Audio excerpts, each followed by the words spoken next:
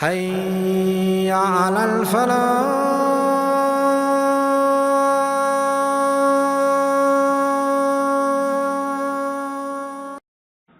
Then we have a totally different story in Surah Fussilat, where it is a hadith muttafaq alayh, reported by Ibn Mas'ud radiyallahu anh.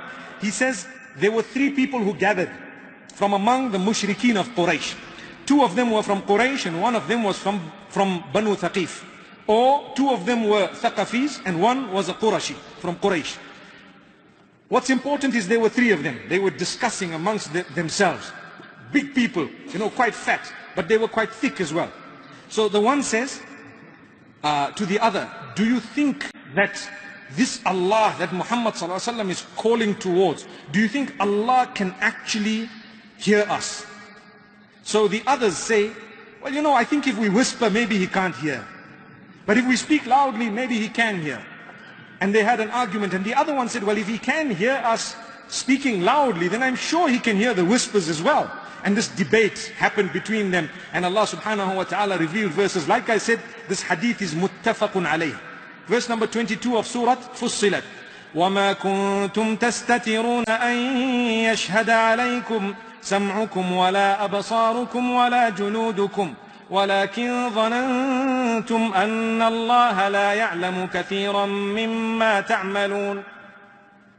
You were not covering yourselves from your ears, your eyes, and your skins, and yet you thinking that Allah cannot hear you.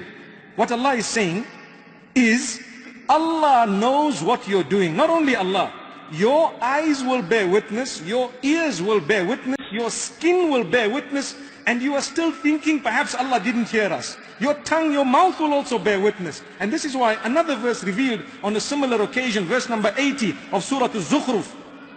Allah says, أَمْ يَحْسَبُونَ أَنَّا لَا نَسْمَعُ سِرَّهُمْ وَنَجْوَاهُمْ بَلَى وَرُسُلُنَا لَدَيْهِمْ يَكْتُبُونَ. Do they think for a while that we are not listening to their whispers and to their secret statements? Do they think we're not listening? Allah says, indeed, our angels are right there, recording everything that's happening. So the problem here, or should I say the matter, is twofold. One is, these people are not only, and it's for every single one of us, we not only have angels recording, but our own organs of the same body that we have right now are also recording. They also will bear witness. And this is why Allah says in another verse in the Quran, يَوْمَ تَشْهَدُ عَلَيْهِمْ أَلْسِنَتُهُمْ وَأَيْدِيهِمْ وَأَرْجُلُهُمْ بِمَا كَانُوا يَعْمَلُونَ. On that day, and this is in Surah An-Nur, where Allah says, do you know what will bear witness against the people? Their hands will bear witness as to what they touched, or against them. Their legs will bear witness. Allah subhanahu wa ta'ala says they don't even realize. Their tongues will bear witness that this is what we uttered. May Allah subhanahu wa ta'ala help us in a way that our organs bear witness for us and not against us. Remember, you can never hide from Allah. The best option you have is to seek Allah's forgiveness, because when you seek Allah's forgiveness, Allah makes your organs forget what you did. Allah makes all the items that bore witness forget what you did, including the angels that recorded what you did.